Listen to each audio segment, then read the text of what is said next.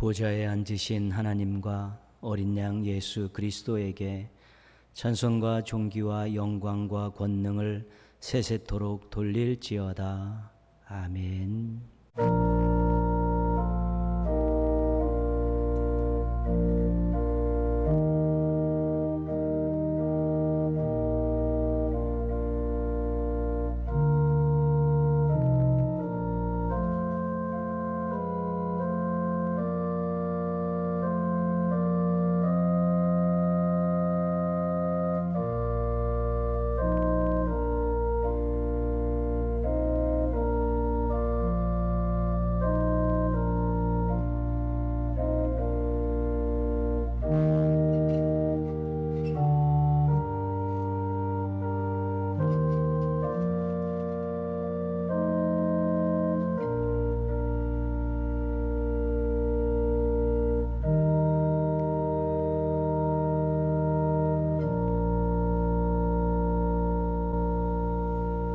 하나님 아버지, 거룩한 주일 저희들 각자의 처소에서 예배를 드릴 수 있도록 인도해 주셔서 감사합니다.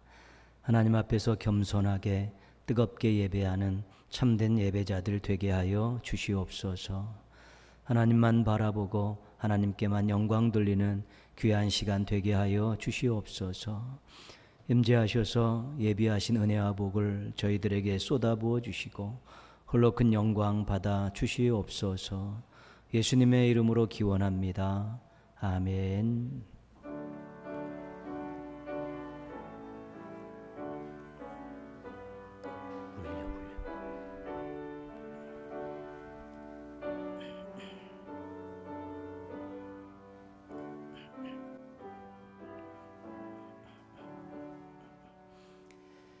거룩 거룩 거룩 전능하신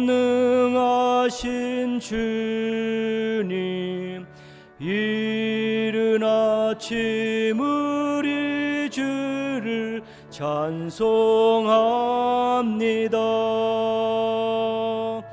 거룩 거룩 거룩 자비하신 주님, 성삼위일체 우리 주로다. 거룩 거룩 거룩 주의 보좌 앞에 모든 성도 면류관을 벗어드리네. 천군 천사 모두 주께 굴복하니 영원히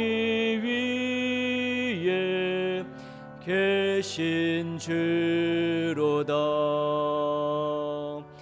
거룩 거룩 거룩 주의 빛난 영광, 모든 죄인 눈 어두워 볼 수 없도다. 거룩하신 이가 주님밖에 없네. 온전히 전능하신 주로다. 거룩 거룩 거룩 전능하신 주님, 천지 만물 모두 주를 찬송합니다. 거룩 거룩 거룩 전능하신 주님, 성삼위일체 우리 주로다.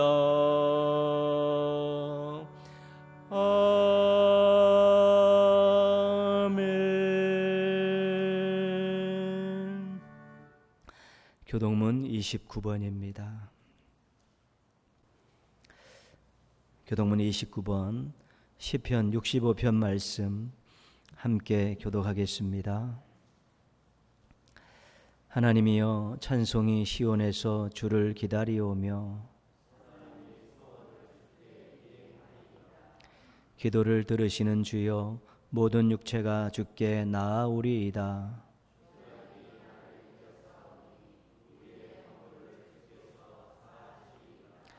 주께서 택하시고 가까이 오게 하사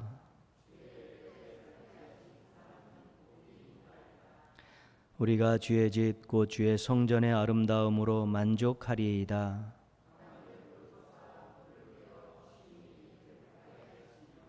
하나님의 강에 물이 가득하게 하시고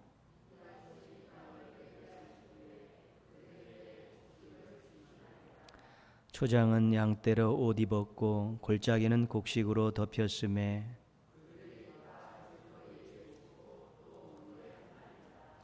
아멘. 신앙 고백합니다. 나는 전능하신 아버지 하나님, 천지의 창조주를 믿습니다. 나는 그의 유일하신 아들 우리 주 예수 그리스도를 믿습니다. 그는 성령으로 잉태되어 동정녀 마리아에게서 나시고 본디오 빌라도에게 고난을 받아 십자가에 못 박혀 죽으시고 장사된 지 사흘 만에 죽은 자 가운데서 다시 살아나셨으며 하늘에 오르시어 전능하신 아버지 하나님 우편에 앉아 계시다가 거기로부터 살아있는 자와 죽은 자를 심판하러 오십니다. 나는 성령을 믿으며 거룩한 공교회와 성도의 교제와 죄를 용서받는 것과 몸의 부활과 영생을 믿습니다. 아멘.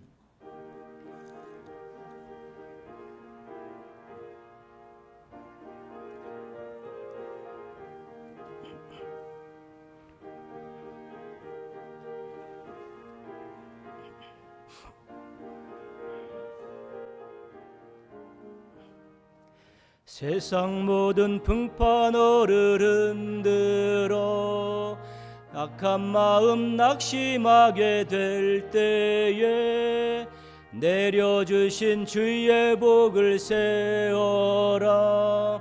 주의 크신 복을 내가 알리라. 받은 복을 세어 보아라. 크신 복을 내가 알리라. 받은 복을 세어 보아라. 주의 크신 복을 내가 알리라.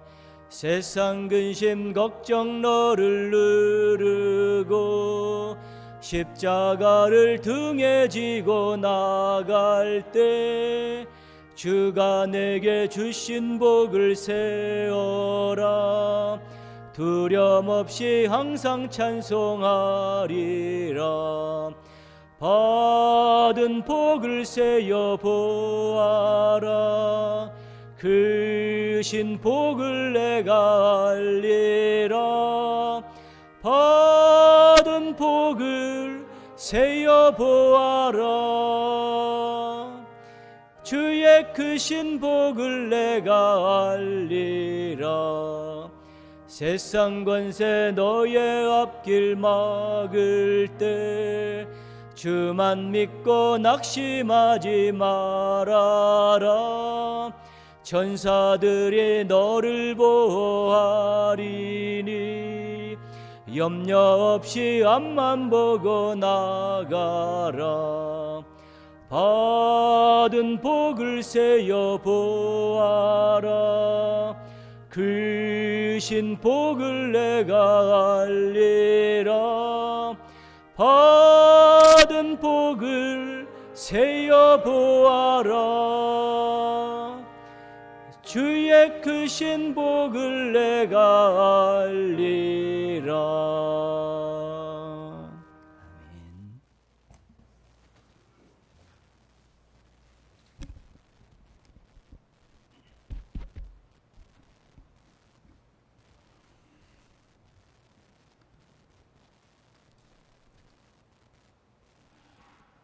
하나님 아버지, 지난 한 주간 긴 장마와 계속되는 무더위, 태풍과 코로나의 위협 속에서도 저희들의 건강을 지켜주시고 생업을 지켜주셔서 참으로 감사합니다. 오늘 거룩한 주님의 날, 우리 동인의 모든 권속들이 기쁜 마음으로 한자리에 모여서 예배를 드려야 하는데, 이렇게 서로 대면하여 예배드리지는 못하지만은 머무는 처소에서 온 마음과 정성을 다해서 예배드리게 하여 주시오니 아버지 하나님 감사합니다. 적은 수일지라도 처소마다 우리 하나님 임재하셔서 저희들의 예배를 받아 주시옵소서. 아버지, 오늘 머리 숙인 저희들 삶의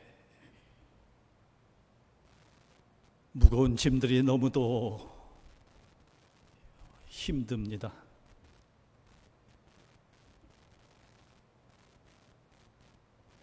오늘도 아버지께서는 수고하고 무거운 짐진 자들을 부르시고 우리의 짐을 가볍게 해주심하고 약속하신 은혜의 말씀에 의지하여서 아버지 앞에 머리 숙였사오니, 아버지, 이 시간 사랑의 손길로 저희들을 만져주시고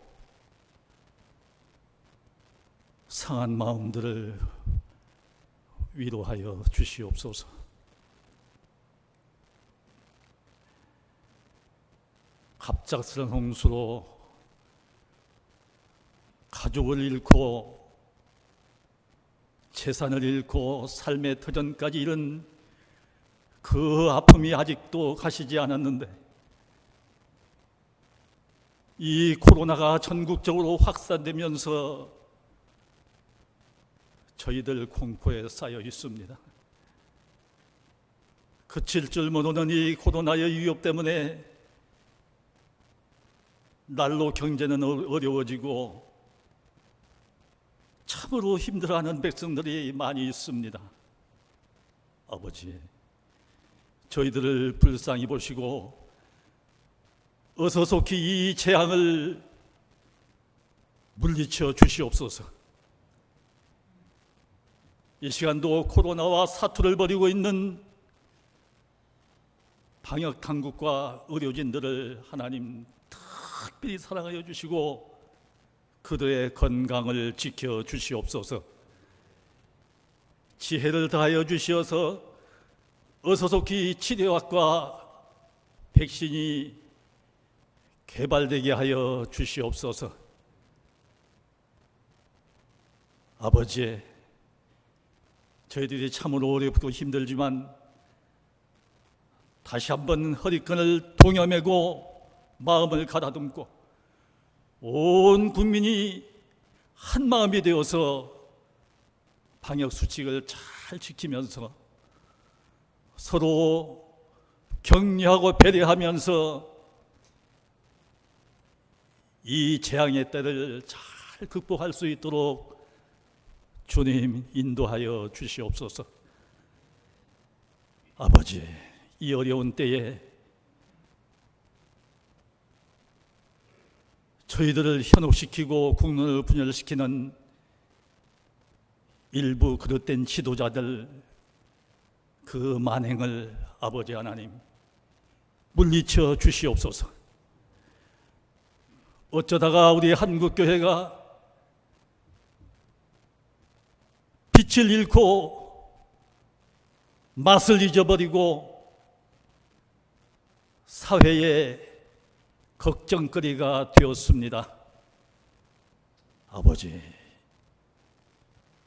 이 시간 주님의 이름으로 예배드리는 만방의 교회 위에 성령을 부어주시어서 회개의 영을 부어 넣어 주시어서 다시 한번 우리 교회가 회개하고 자복하고 맡겨주신 귀한 사명 잘 감당할 수 있도록 하나님 인도하여 주시옵소서. 아버지, 금년에도 변함없이 많은 사역의 계획들을 세워왔는데 이제 금년도 넉 달밖에 남지 않았습니다. 9월 달부터 성경이 읽어진 애를 비롯해서 준비된 사역들이 차질 없이 잘 진행될 수 있도록 이 모든 환경을 아름답게 변화시키고 회복시켜 주시기를 원합니다.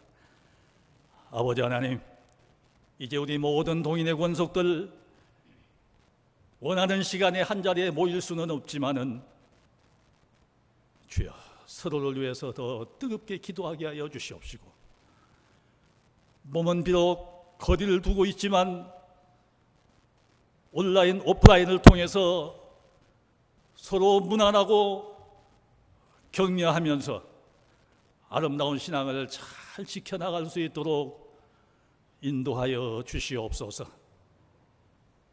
교회에 한자리에 모이지는 못할지라도 가정에서 있는 처소에서 늘 기도로 말씀으로 하나님과 깊은 만남의 교제를 통해서 믿음의 깊이가, 믿음의 넓이가 더해지도록 하나님 인도하여 주시옵소서. 오늘도 줄이고 목마른 저희들에게 생명의 말씀을 증가하여 주실 귀한 주님의 종을 단위에 세워주셨사오니 강한 오른팔로 붙들어 주시고 말씀의 지혜와 권능을 더하여 주시옵소서. 이 귀한 말씀 가슴에 새기고 세상에 나가서 세상을 이기며 빛으로 소금으로 승리하는 아름다운 삶을 살게 하여 주시옵소서. 이 시간 아버지께 구하지 못한 모든 것까지도 다 이루어 주시기를 원하오며 사랑 많으신 예수님의 이름으로 간절히 기도하옵나이다. 아멘.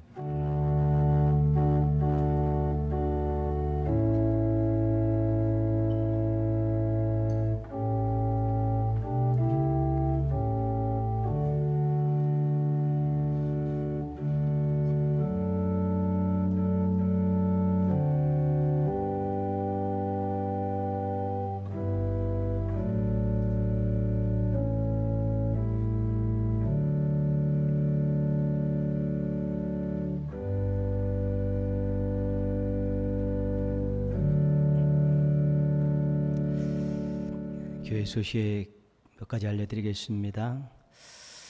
코로나19의 전국적 확산으로 인해서 사회적 거리두기 2단계가 시행되고 있습니다. 계속해서 비대면 예배로 전환하고 우리 처소에서 영상으로 예배드리겠습니다. 별도의 안내가 있기 전까지 계속 그렇게 하겠습니다. 주일 오전 11시에 영상 예배 드릴 수 있도록 예배 영상을 홈페이지와 카톡방에 올리도록 하겠습니다. 새벽 기도회는 우리 방역 수칙 지키면서 계속 드리겠습니다. 코로나19가 수도권을 중심으로 확산되고 있습니다. 그런 건강 잘 챙기시고요. 방역 수칙 잘 지키시면서 다른 사람에게 피해 주는 일 없도록 조심하시고요. 코로나19 종식과 확산 방지와 한국교회를 위해서 계속 기도해 주십시오. 또 성도들끼리 전화로, 문자로, 카톡으로, 기도로 서로 안부 묻고 축복하면서 또 교제하시기를 바랍니다. 1, 2부 예배 때 찬양 순서를 신청하신 분들 좀 연기됐는데 연습 시간 주어졌다고 생각하시고요. 우리 대면 예배로 바뀌고 나서 일정을 다시 조절해 드리도록 하겠습니다. 성경이 읽어지네 시작하려고 하고 있는데요. 또 상황이 좀 어렵습니다. 기도하면서 또 좋은 상황 달라고 또 준비하시기 바랍니다. 박지영 선교사님 가정이 지금 안식년을 보내고 있습니다. 코로나19가 진정되면 또 와서 또 인사하는 시간 갖겠습니다. 주소하고 휴대전화 주보에 기록됐는데요. 또 안부 묻고 서로 교제하시기 바랍니다. 중화선동의 윤선영 집사님, 효자동의 이혜진 집사님 예수병원에 입원해서 치료 중에 있습니다. 회복을 위해서 기도해 주시기 바랍니다. 기도하겠습니다. 하나님 아버지, 죄와 사망에서 해방되어 저희들 은혜와 소망을 가지고 살게 해주셔서 감사합니다. 매일매일 도와주셔서 복된 삶을 이어가게 해주셔서 감사합니다. 마음과 고백을 담아 예물을 드립니다. 저희들이 드린 예물을 기쁘게 받아주시고 유익하게 사용되도록 모든 것 주관하여 주시옵소서.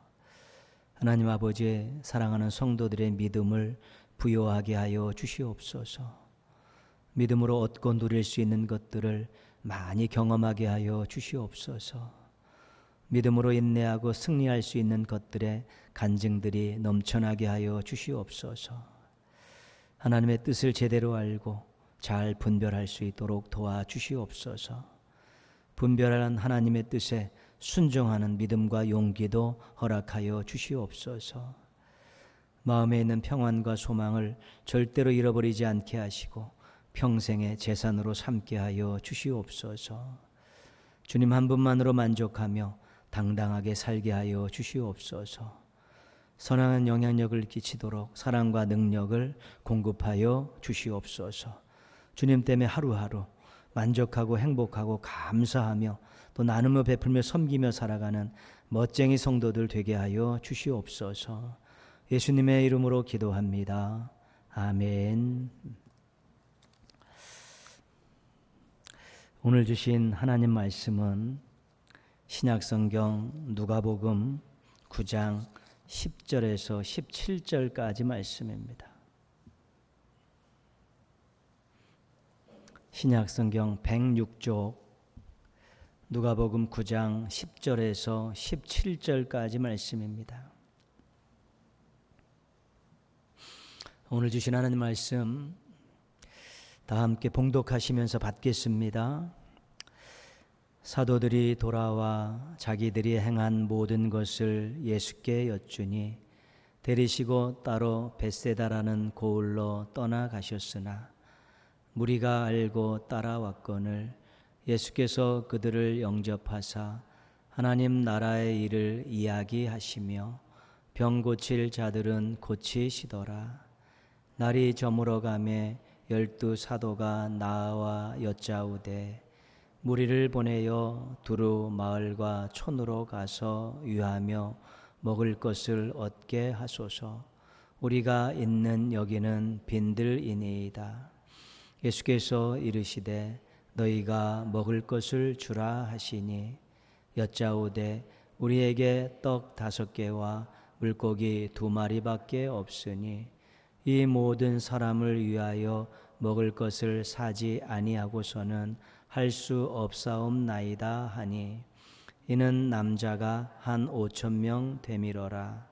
제자들에게 이르시되 때를 지어 한 50명씩 앉히라 하시니 제자들이 이렇게 하여 다 앉힌 후 예수께서 떡 5개와 물고기 2마리를 가지사 하늘을 우러러 축사하시고 떼어 제자들에게 주어 무리에게 나누어 주게 하시니 먹고 다 배불렀더라.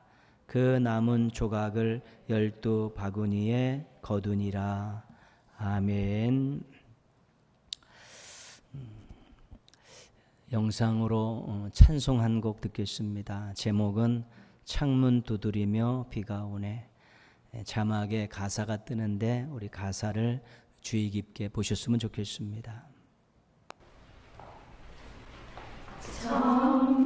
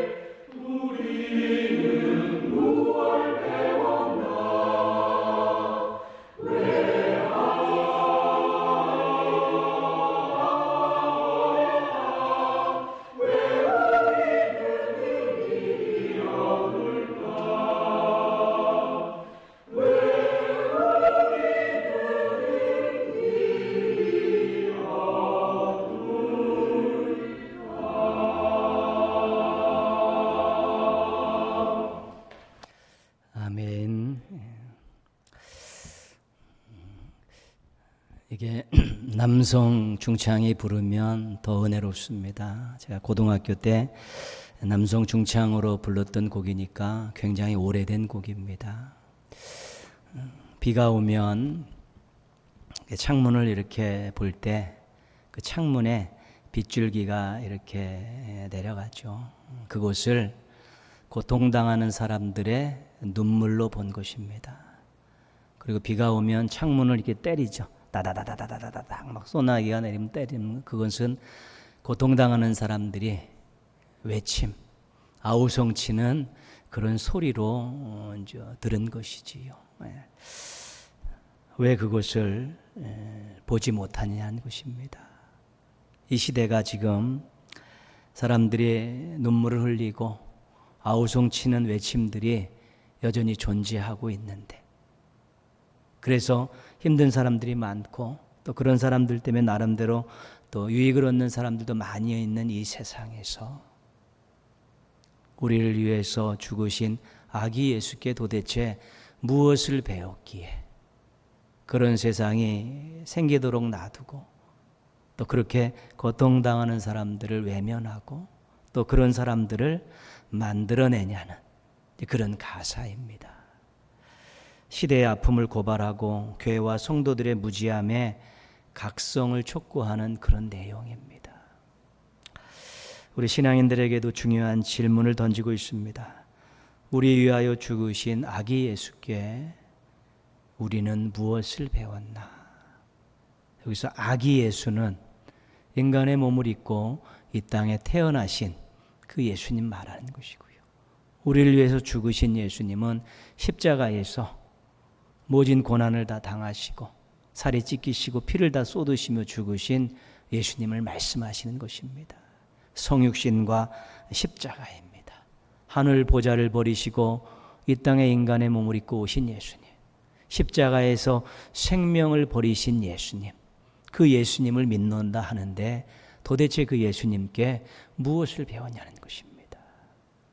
하늘 보좌를 버리시고 십자가에서 생명을 버리신 분은 하나님과 세상을 화목하게 하기 위해서 또 이 땅에 참된 평화를 주시기 위해서 평화의 왕으로 오셨다는 것이지. 근데 이 땅에 평화가 깨어지고 있다는 것입니다. 고통당하고 힘들어하는 사람들에게 억압을 풀어주고 그들에게 웃으며 살 수 있도록 예수님께서 이 땅에 오셨는데 그런 사람들은 사라지지 않고 더 많아지고 있다는 것입니다. 정말 예수님께서 이 땅에 아기 예수로 또 십자가에서 달려 들어가신 그런 처참한 모습으로 모든 것들을 버리신 거기서 우리는 사랑을 알고 섬김을 배웠다는 것입니다. 다른 사람을 위해서 아낌없이 줄 수 있는 희생의 마음, 또 섬김의 모습, 또 사랑의 아름다운 모습들을 보았는데 그거 배웠으면 이 땅에 평화를 이루기 위해서 노력해야 되고 이 땅의 사람들의 눈물을 닦아주고 아우성치지 않게 해줘야 되고 그들을 보듬고 함고 그들과 더불어서 웃음꽃 피는 세상을 만들어 가야 되는데 이 시대를 바라보며 아픈 사람들을 바라보면서 외면하지 말자는 것입니다. 우리 위해 죽으신 아기 예수께서 우리가 그분을 통해서 사랑을 배웠고 섬김을 배웠고 희생을 배웠는데 또 그런 모습들로 살아가게 될 때 이 세상이 정말 아름다운 세상 또 살만한 세상이 되어질 수 있다는 것입니다. 이 땅에 우리를 위해서 아기 예수로 오신 그 예수님 꼭 기억하시며, 우리를 위해 십자가에 달려 돌아가신 예수님 기억하시면서 사랑과 섬김과 희생이라는 이 귀한 것들을 잘 터득하시고 간직하셔서 여러분이 가는 곳마다 사람들이 웃고 유익을 얻는 아름다운 일들이 많이 일어나기를 주님의 이름으로 축원합니다. 잔치는 기쁜 일이나 축하할 일이 있을 때 사람들이 모여서 음식을 차려놓고 즐기는 일입니다. 잔치에는 음식이 빠질 수 없죠. 그리고 노래도 빠질 수가 없습니다. 서로 함께 즐기면서 기쁨을 나누고 축하하는 일이기 때문에 먹고 마시고 노래 부르면서 그렇게 즐거운 시간들을 보내는 것입니다. 성경의 중요한 주제 가운데 한 가지는 잔치입니다. 잔치. 예언서나 요한계시록에 보면 하나님이 베푸시는 잔치가, 초청하는 잔치가 있는데 어떤 잔치냐면 대적자들이 완전히 패배하는 잔치입니다. 하나님을 대적하고 교회를 대적하고 성도를 대적하고 택한 백성들을 못살게 굴었던 그런 모든 사탄과 그 모든 휘하의 대적자들의 그들의 살과 피를 가지고 치러지는 잔치입니다. 승리의 잔치입니다. 하나님을 믿고 의지하는 사람이 마지막에 최후의 잔치에 참여해서 노래를 부르고 함께 기뻐할 그런 잔치가 예비되어 있다는 것입니다. 최후 승리입니다. 최후 승리. 그 잔치의 성격의 한 가지는 승리를 축하하는 그런 잔치 성격이 있습니다. 요한계시록 19장에는 어린 양의 혼인 잔치가 있습니다. 그때는 정말 구원받은 믿음의 정죄를 지킨 우리 성도들이 빛나고 하얀 세마포 옷을 입고 하나님을 찬양하는 그런 잔치입니다. 정말 택한 백성들의 최고의 기쁨과 즐거움과 찬양을 올리는 그런 잔치도 성경에서는 우리들에게 소망으로 약속해 주고 있는 것입니다. 복음서에서 예수님의 행적을 보면 잔치와 굉장히 연관이 되어 있습니다. 예수님이 하신 말씀들, 비유들 가운데는 잔치와 연관된 것들이 굉장히 많습니다. 그리고 실은 예수님은 잔치를 베푸시는 주인의 모습이셨습니다. 큰 잔치를 베풀지는 않으셨습니다. 그러나 식탁을 베풀고 사람들과 함께 즐거움을 나누는 작은 잔치들은 많이 베푸셨습니다. 오죽했으면 유대 지도자들이 예수님을 이렇게 평가합니다. 먹기를 탐하고 포도주를 즐기는 사람이요 세리와 죄인들의 친구로다. 이것이 유대인들이 예수님을 평가한 내용입니다. 세례 요한은 와서 금식하면서 그렇게 경건을 유지하고 있는데 너희들의 선생은 먹기를 탐하고 포도주를 즐기는 사람들이고 세리와 죄인들의 친구로다. 무슨 말씀입니까? 사람들이 꺼려하는 사람들을 찾아가서 그들을 불러 모아서 식탁을 베풀고 그들과 함께 먹고 마시고 즐기고 대화하고 나누는 이런 일들을 자주 하셨다는 것입니다. 그것들이 유대인들의 눈으로 볼 때 세례 요한과는 정반대이죠. 금욕적인 생활을 했는데 예수님은 아주 탐식이 있는 사람처럼 쾌락을 즐기는 자처럼 그렇게 그들이 평가하고 있었다는 것입니다. 예수님께서 가나 혼인잔치에 어머니와 함께 이렇게 참석을 하셨습니다. 근데 포도주가 떨어졌지요. 포도주가 떨어지면 주인은 창피를 당하고 흥이 깨지는 것입니다. 이 포도주 굉장히 중요한 음료죠. 포도주가 없으면 잔치의 흥이 깨집니다. 예수님께서 물로 포도주를 만들어서 다시 잔치가 열리도록 하셨습니다. 이것이 예수님께서 첫 번째 공생의 첫 번째 행하셨던 기적입니다.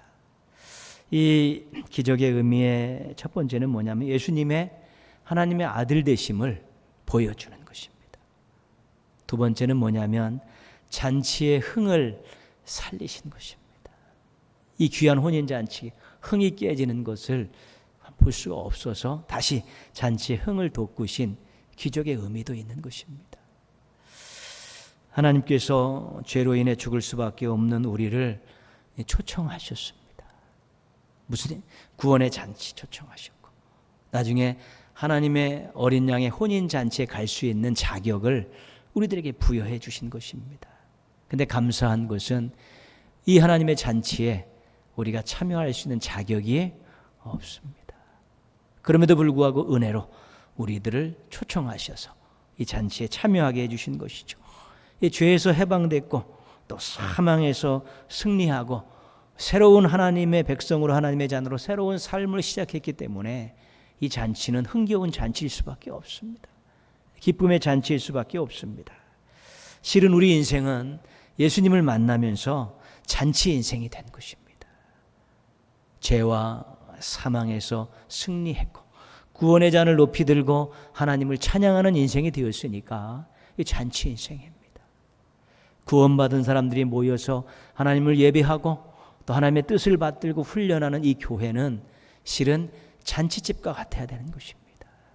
구원받은 사람들이 모여서 하나님을 찬양하고 승리의 기쁨을 맛보고 소망을 가지고 참으로 함께 어우러져서 사랑하며 살기 때문에 잔치집인 것입니다.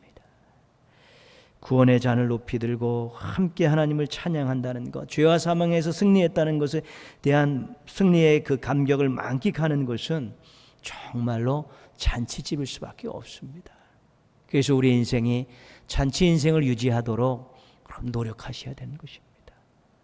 우리가 삶이 곤고하고 때로는 가진 것이 없고 어려움을 만나지만 우리는 죄와 사망에서 승리한 그것 가지고 구원의 잔을 높이 들고 하나님을 찬양할 수 있는 그것만 가지고도 잔치 인생을 살아갈 수 있기 때문에 그렇습니다. 교회가 잔치집과 같은 분위기를 늘 갖도록 노력해야 되죠. 구원받은 사람이 모여서 예배하면서 함께 하나님을 찬양하고 죄와 사망에 승리했기 때문에 담대함을 갖는 그런 모습을 가지고 우리가 교회가 잔치집 같은 아름다운 모습들을 얼마든지 유지할 수 있기 때문에 그렇습니다. 하나님의 사랑과 예수님의 희생만으로도 충분히 잔치 인생, 잔치집 같은 교회를 유지할 수 있는 것입니다.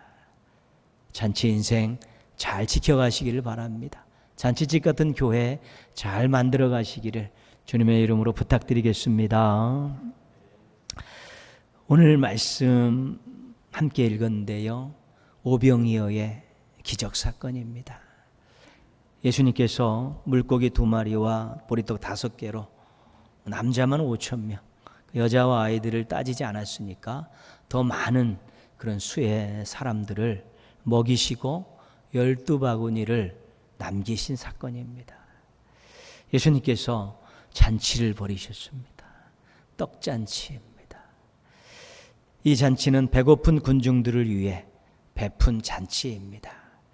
오늘 말씀 16절 보시면요, 예수께서 떡 5개와 물고기 2마리를 가지사 하늘을 우러러 축사하시고 제자들에게 주어 무리에게 나누어 주게 하시니 벳세다 들판에 야외 잔치의 주인이 되셨습니다.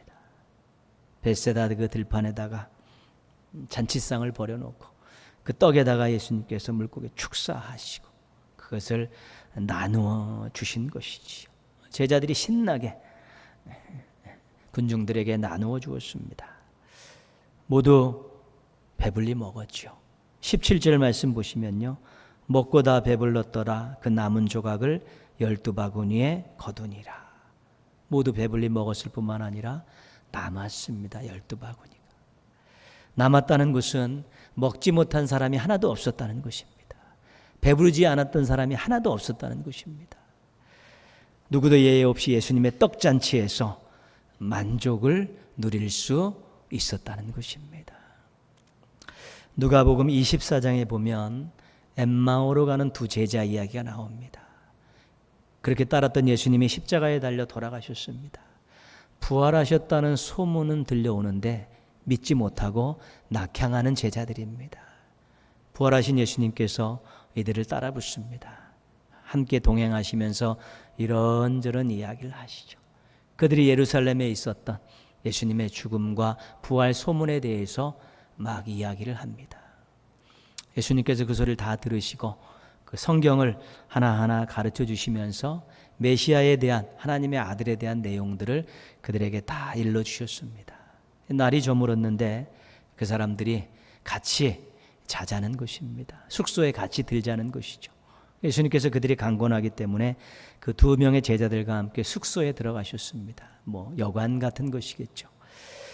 그 누가복음 24장 30절에 보면 이렇게 되어 있습니다. 그들과 함께 음식 잡수실 때에 떡을 가지사 축사하시고 떼어 그들에게 주시니, 예수님께서 여관 잔치 식탁의 잔치의 주인이 되셨습니다. 그 먹으라고 나온 떡을 축사하시고 그들에게 쭉 나누어 주신 것이지요. 여관 식탁 잔치의 주인이 되셔서 축사하시고 그 2명의 제자에게 떡을 나누시는 것입니다. 2 제자가 떡을 축사하시고 떼어주신 분이 부활하신 예수님이라는 것을 알게 됩니다.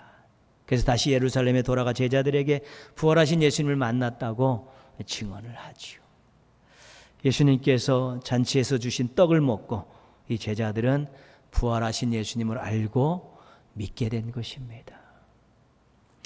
누가복음 22장에 마지막 만찬이 소개되어 있습니다. 6월절 식사를 우리 마가의 다락방에서 했던 것이죠.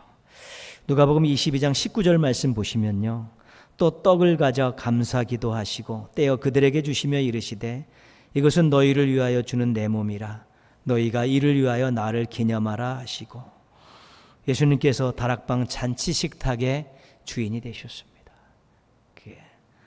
감사 기도하시고 제자들에게 또 떡을 나누어 주시죠. 그러면서 그 떡을 당신의 몸이라고 그렇게 말씀하십니다. 이해하기 어려운 말씀하시죠. 그리고 그 떡을 먹는 일을 행하면서 예수님을 기념하라는 것이죠. 십자가에서 살이 찢기시며 죽으신 그 대속의 일들을 기억하면서 감사하고 그 일을 기억하면서 전하라는 것입니다. 이 다락방 잔치 식탁에서 떡을 받은 제자들은 그 생명의 그 떡을 먹고 이제 그 생명의 떡을 나누어 주는 사명자로 바뀌게 되는 것입니다. 떡잔치를 베푸신 예수님에게 우리는 무엇을 배울 수 있습니까? 이 떡은 1차적으로 음식입니다. 일용한 양식이고 사람들의 생존을 이어가는 그런 재물입니다. 이것을 나누라는 것입니다. 예수님의 잔치를 벌이시고 떡을 군중들에게, 낙향하는 제자들에게, 두려워하는 제자들에게 이렇게 나누어 주는 것. 1차적으로는 그 떡을 통해, 그 양식을 통해서 그들에게 배고픔을 면하게 하고 힘을 주고 생존을 이어가게 하시려고 나누신 것입니다. 초대교회는 이것에 순종하고 전통으로 세웠습니다. 모일 때마다 떡을 나누어 먹었습니다. 물건을 서로 나누어 사용했고요, 자신의 것을 필요를 따라 다른 성도들에게도 나누어 주었습니다. 사도 바울이 예루살렘 교회가 기근으로 어려움을 당했을 때 개척한 교회들에게 다 편지를 써서 구제헌금, 이웃사랑 헌금을 준비를 시켰습니다. 그리고 본인이 손수 3차 전도 여행을 하면서 교회를 들려서 그 다 구제헌금, 이웃사랑 헌금을 가져다가 예루살렘 교회에다가 전달을 했습니다. 교회는 예수님을 머리로 하는 한 지체라는 것을 그들에게 가르쳐주기 위한 것입니다. 주는 것이 받는 것보다 복이 있다라는 예수님의 말씀을 경험시키기 위해서 그런 것입니다. 하나님이 주신 귀한 떡은, 하나님이 주신 귀한 복들은 나누어야 값어치 있는 것이고, 그것이 바로 예수님을 따라가고 예수님을 닮아가는 것이라는 것을 가르쳐주기 위해서 그렇게 한 것입니다. 하나님께서 이 세상을 사랑하셔서 얼마나 사랑하시는지 독생자를 보내주셨고, 예수님이 이 땅에 죄인들을 얼마나 사랑하시는지 당신의 생명을 십자가에서 내어주셨습니다. 이 땅에는 떡이 필요한 사람들이 많이 있습니다. 구약 성경부터 우리가 요한계시록까지 쭉 읽어보면서 하나님의 마음, 예수님의 마음에는 늘 어렵고 힘든 사람들이 있었습니다. 그래서 법을 정해서 그들을 함부로 하지 못하게 하고, 법을 정해서 그들을 보호하게 하고 그들을 돕게 하는, 또 절기를 통해서도 그들을 돕게 하는, 헌금을 통해서도 그들을 돕게 하는 그런 장치들을 많이 마련해 놓으신 것입니다. 하나님께서 우리에게 일용할 양식을 주시고 우리 인생을 잘 살아갈 수 있도록 필요에 따라 좋은 것들을 공급해 주시고 우리가 기도할 때마다 부족함 없이 채워주셨기에 이 땅에 떡이 필요한 많은 사람들에게 우리가 떡잔치를 벌여주던 예수님을 생각하면서 우리도 떡을 나누어주는 그런 삶을 살아야 되고요. 그런 교회, 떡잔치를 벌려서 끊임없이 주께 받은 은혜와 사랑과 복을 나누어주는 그런 교회를 만들기 위해 노력해야 되는 것입니다. 예수님께서 태어나신 곳이 베들레헴입니다. 베들레헴은 떡집이라는 뜻입니다. 굉장히 상징적인 의미입니다. 예수님께 떡잔치를 벌이며 공생애를 보내주셨듯이 우리 한 사람 한 사람이 우리 교회는 늘 일용할 양식에 감사하면서 때를 따라 공급해 주시는 것에 감사하며 필요에 따라 기도할 때 주시는 것들에 감사하면서 우리는 우리 것들을 자꾸 이웃들과 함께 나누는 그런 떡 나누는 인생, 잔치 인생, 떡 나누는 잔치집 같은 교회의 모습들을 잘 유지할 수 있어야 되는 것입니다. 떡이 아니라 필요한 사람들에게는 위로가 되고 소망이 되고 생존이 되는 놀라운 역사를 담고 있기 때문에 그렇습니다. 떡은 2차적으로 생명의 양식인 말씀, 즉 복음입니다. 요한복음 6장 48절에 예수님께서 나는 생명의 떡이다 그렇게 말씀하셨죠. 오병이어를 해석할 때 요한복음은 생명의 떡으로 해석을 하는 것이죠. 사람들에게 영생을 주고 하나님 나라로 안내하는 수단입니다. 이것을 전할 수 있어야 되는 것입니다. 초대교회는 이것에 모든 것을 바쳤습니다. 성령 충만한 가운데 복음을 전했습니다. 핍박 가운데서도 복음을 전했습니다. 멀리 선교사들을 파송하며 복음을 전했습니다. 복음을 위해 시간과 물질을 들였고 어떤 가정은 선교 기지로서 자신의 가정을 오픈을 했고 심지어는 목숨까지 내어놓는 종들도 있었습니다. 하나님이 세상을 사랑하셔서 독생자를 주셨습니다. 예수님이 죄인들을 사랑하셔서 십자가에서 당신의 생명을 주셨습니다. 세상에는 생명의 떡이 필요한 사람들이 너무 많이 있습니다. 하나님의 말씀, 예수님의 명령에 순종해서 교회와 성도들은 떡잔치를 벌여야 되는 것입니다. 생명의 떡으로 사람들에게 소망 있는 삶을 안내하고 하나님 나라의 영생의 삶을 소개해 줄 수 있는 일들에 부지런을 떨 수 있어야 되는 것입니다. 코로나19로 인해 교회가 엄청나게 위축받고 있습니다. 교회발 2차 코로나19 유행으로 교회가 지탄의 대상이 되고 있습니다. 교회가 이렇게 어려울 때는 두 가지밖에 없습니다. 말씀으로 돌아가는 것입니다. 그리고 십자가 밑에 무릎을 꿇는 것입니다. 그것밖에 없습니다. 잘못한 것은 잘못한 것입니다. 하나님 영광을 가려서 잘못했고 사랑하라는 이웃들에게 피해를 줘서 잘못했기 때문에 다시 우리는 말씀으로 돌아가서 하나님의 마음과 하나님의 뜻을 헤아려야 되는 것이고 십자가 밑으로 돌아가서 우리의 잘못을 회개하고 다시 한번 새로운 삶을 살 것을 결단할 수 있어야 되는 것입니다. 하나님의 뜻, 예수님의 마음 가운데 한 가지가 떡잔치입니다. 우리가 받은 은혜와 사랑과 복을 실질적으로 사람들에게 필요한 것을 나누는 것이고요. 정말 그들의 인생을 행복하게 하는 이 복음을 전하는 일들에 또 힘을 쏟을 수 있어야 되는 것입니다.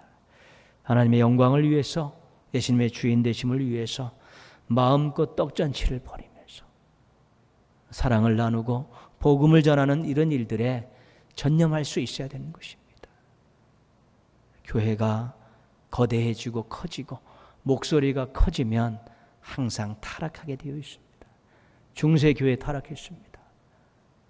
왕들을 완전히 틀어잡고 휘저었기 때문에 그렇습니다. 세상의 모든 기득권을 다 휘어잡았기 때문에 결국은 그런 것들이 타락의 길로 들어서는 것입니다. 예수님께서 섬기셨는데요.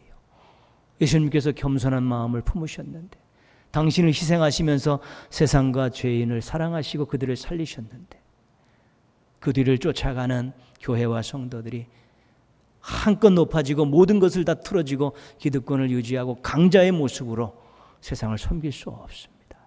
거기에는 절대로 능력의 역사가 나타날 수 없습니다. 우리는 겸손하게 떡잔치 하는 것입니다. 하나님 잔치에 초대해 주심에 감사하며 감격하면서 우리에게 주신 복과 은혜의 사랑을 마음껏 나누면서 이웃과 더불어 살려고 부단히 노력하고 밝은 세상, 따뜻한 세상을 만들기 노력하고 또한 죽어가는 생명들에게 또 생명의 떡을 나누면서 그들로 하여금 하나님 자녀로 하나님 나라의 백성으로 살 수 있는 새로운 길을 열려지는 데 전력하게 되면 당연히 또 교회의 유상은 다시 쓰고 하나님의 영광이 드러나고 많은 사람들이 생명의 떡으로 소망을 갖고 살게 되고 또한 일체적인 음식인 떡을 가지고 받은 걸 통해서 하나님의 사랑을 경험하며 살 수 있게 되는 것입니다. 떡잔치를 하는 성도는 절대로 이웃을 무시하지 않습니다.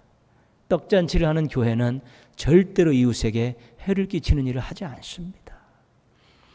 떡잔치를 하는 성도와 교회는 오히려 주변에 있는 사람들을 유익하게 하고 그들과 더불어서 아름다운 세상을 만들기 위해서 자신을 낮추고 수고하고 희생하는 아름다운 모습들을 계속 보이게 되는 것입니다.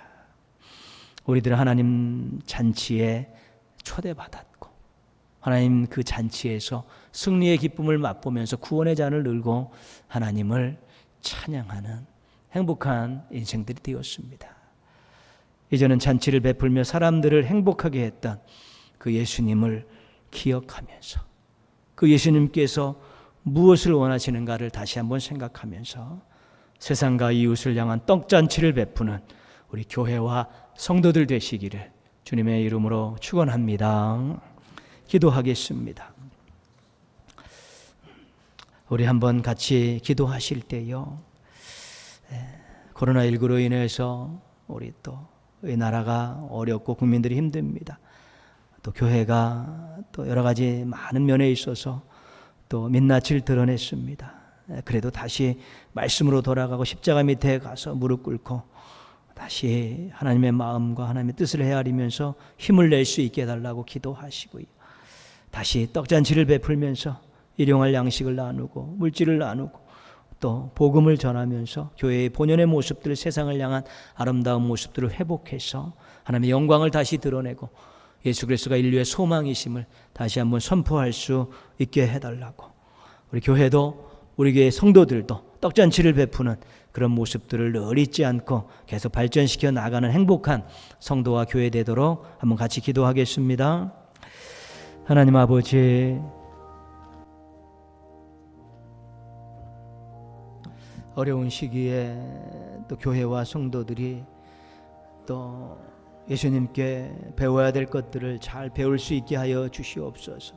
그 마음과 그 뜻과 그 삶을 기억하면서 어떤 마음을 가지고 어떻게 행동하고 어떻게 살아가야 되는가에 대한 분명한 지침들을 갖게 하여 주옵시고 기준들을 가지고 살게 하여 주시옵소서.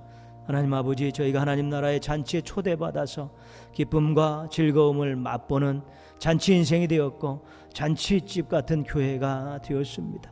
이제 떡을 나누는 예수님을 따라서 끊임없이 저희들이 하나님 아버지, 저희들의 것들을 나누며 살게 하여 주옵시고 또 복음을 전하며 살게 하여 주셔서 이것들을 행복하게 하고 아름답게 하고 좋은 세상을 만들어가는데 중요한 역할들을 잘 감당할 수 있도록 도와주시옵소서. 저희들 늘 부족하고 연약하지만 이기심을 넘어서게 하여 주옵시고 예수님을 늘 기억하면서 배워야 될 그 마음과 삶의 태도들, 모습들, 희생하고 수고하고 섬기는 모습들을 배워서 저희들도 그런 작은 예수의 모습으로 살게 하시고 또 아름다운 교회의 모습들을 만들어갈 수 있게 도와주시옵소서.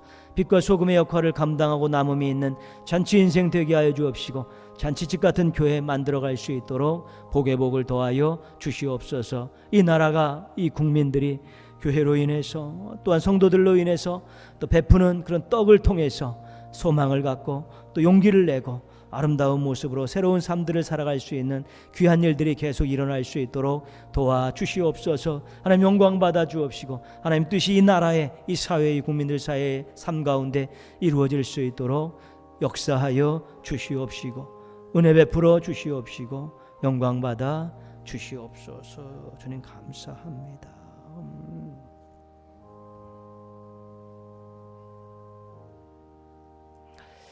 예수님의 이름으로 기도합니다. 아멘. 539장 찬송하시겠습니다.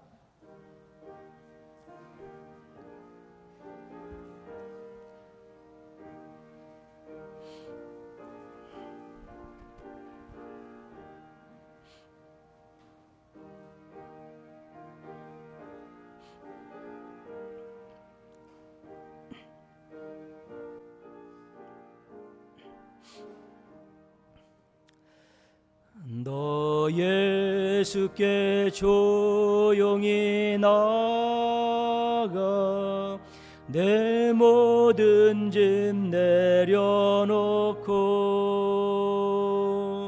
주 십자가 사랑을 믿어 죄사함을 너 받으라.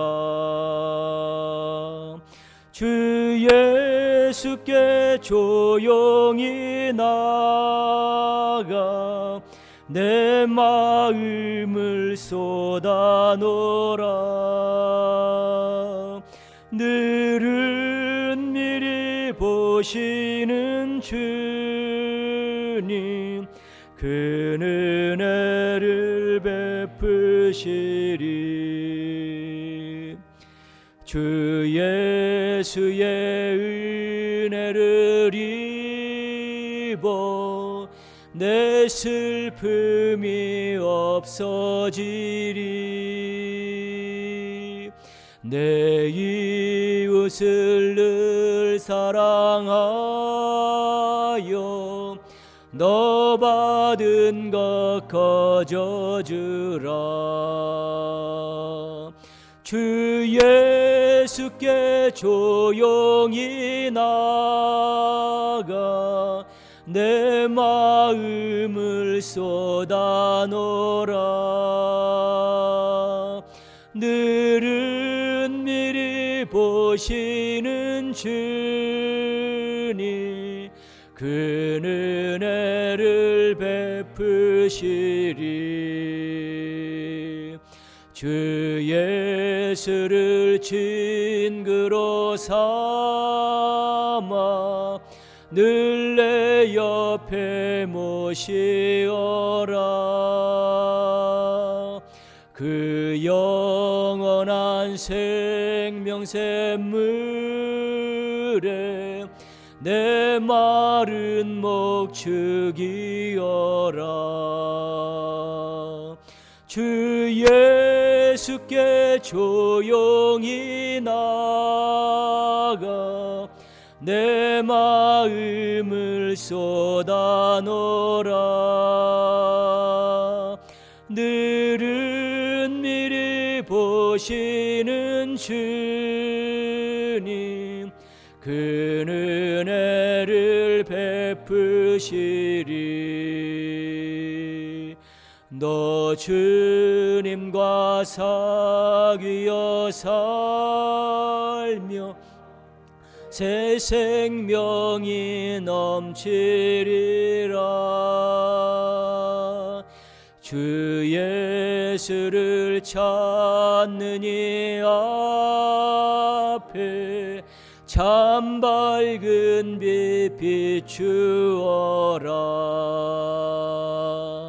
주 예수께 조용히 나가 내 마음을 쏟아놓으라. 늘은 미리 보시는 주님 그 은혜를 베푸시리.